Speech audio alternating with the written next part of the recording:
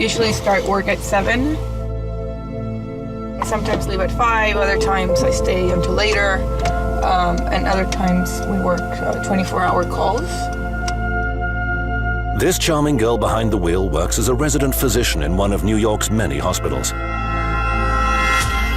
Not even her neighbors know that her father is the scandalous and notorious Ramon Fonseca, co-founder of the company at the center of the biggest international controversy for many years. Raquel calls her father in Panama every day.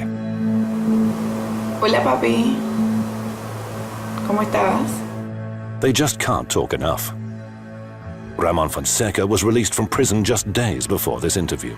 It's a very emotional process to see the company that my father has built for more than 40 years to just go down the drain because of a media scandal, pretty much. Until recently, only a narrow circle of financial consultants and the billionaires they work for had even heard of Mossack Fonseca. That all changed in April 2016 when the so-called Panama Papers revealed information about hundreds of offshore companies linked to world leaders, sports and movie stars. I know that was the day that the story was coming out, and they told me like, oh, it's on BBC. So, I mean, I just sat down and was like, wow, what just happened? It was like it was like an ice bucket, just like just woke me like, what did I just see? Like I never expected it at all. This is the first time Raquel Fonseca has allowed journalists into her home. And it's the first time she's spoken publicly and so candidly about her family. So this is one of my father's books. He wrote it more than 20 years ago. It's dedicated to me and my older sister. But he got his inspiration. It says, to my pretty girls, Susana and Raquel. Raquel is obviously keen to defend her father. She believes that offshore companies are completely legal. It's simply an unavoidable fact. Politicians and drug lords use shell companies to launder their money. So, I mean, in my world, the medicine world, like 1% of complications or less than 1% of complications is expected. That's a normal rate of complications in medicine. If you take 250,000 surgeries, gallbladder surgeries, for example, which is the amount of companies that Mossack Fonseca had, and you're going to expect some complications from it. Some people are going to get infected. Some people are going to die during the surgery. That is normal, and it's expected. And that should also be expected of any company, including Mossack Fonseca. Ramon Fonseca, his business partner Jürgen Mossack, and a third lawyer were arrested in February 2017.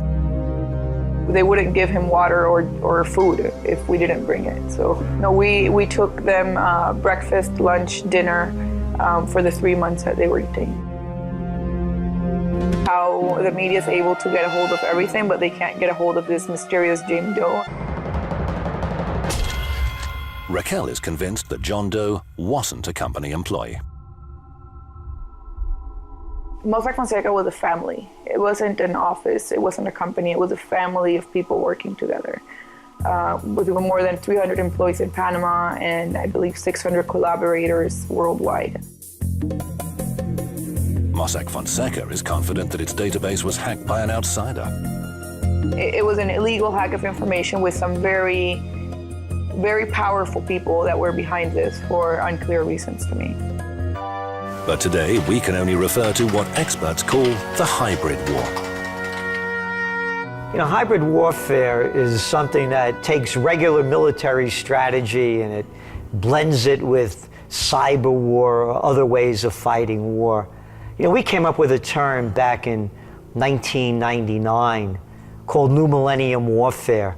So basically, you use everything that you can to fight the war against your enemy. After the collapse of Panama and Cyprus, billions of dollars flowed through offshore companies into the United States.